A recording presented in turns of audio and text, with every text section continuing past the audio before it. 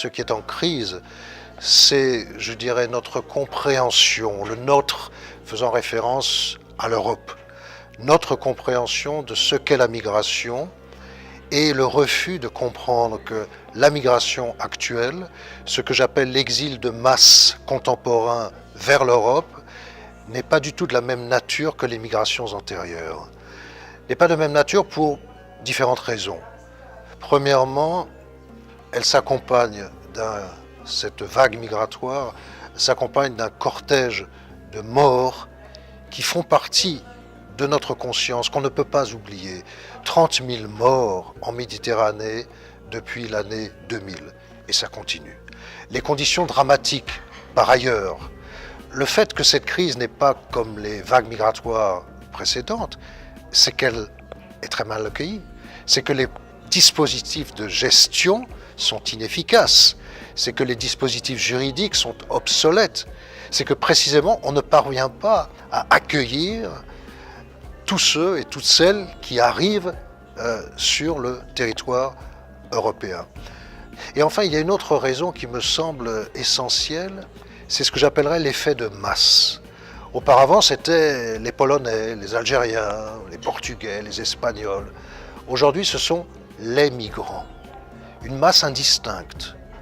Et cette opacité fait que les traitements que l'Europe met en place pour accueillir ces migrants, entre guillemets, que ces traitements-là vont s'adresser précisément à une masse. C'est-à-dire dans une incapacité totale de prendre en compte la singularité de chacun des parcours, la singularité des origines, la manière dont est vécu ce processus migratoire.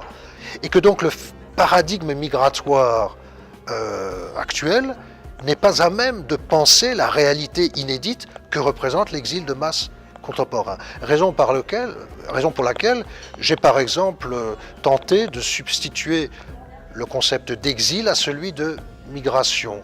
Le migrant, c'est une donnée pour statisticiens, pour économistes ou pour le registre animal. Seuls les animaux migrent, les poissons, les oiseaux, etc. Ce n'est pas une réalité humaine. Parler du migrant en tant qu'exilé, c'est lui redonner un vécu, c'est lui redonner une mémoire, c'est lui redonner une identité, ne serait-ce que l'identité d'exilé. Parce que la lacune, c'est l'absence d'identité. Celui qui arrive, celle qui arrive, pose un problème immédiat, c'est celui de la citoyenneté. La citoyenneté s'appuie sur le concept de nation. Le concept de nation s'appuie sur le concept de territoire. Telle est l'histoire de l'Europe. Or, celui ou celle qui arrive, précisément, le territoire n'est pas un paramètre de pensée, n'est pas un paramètre d'identité, n'est pas un paramètre de référence.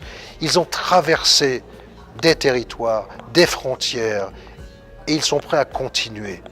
Donc, les accueillir au nom d'une pensée territoriale est un contresens absolu. Il faut inventer autre chose. Inventer, pourquoi pas, une citoyenneté européenne qui serait détachée de la citoyenneté nationale. Et certains juristes travaillent sur cette possibilité. Je le rappelais, il y a invention, mais en même temps, il y a nécessité d'avoir une mémoire. En 1792, Thomas Paine, citoyen américain non francophone, est élu à la Convention nationale. Pendant la Commune de Paris, Léo Frankel, juif hongrois, est ministre du Travail. C'est-à-dire qu'il est possible d'inventer de nouvelles citoyennetés.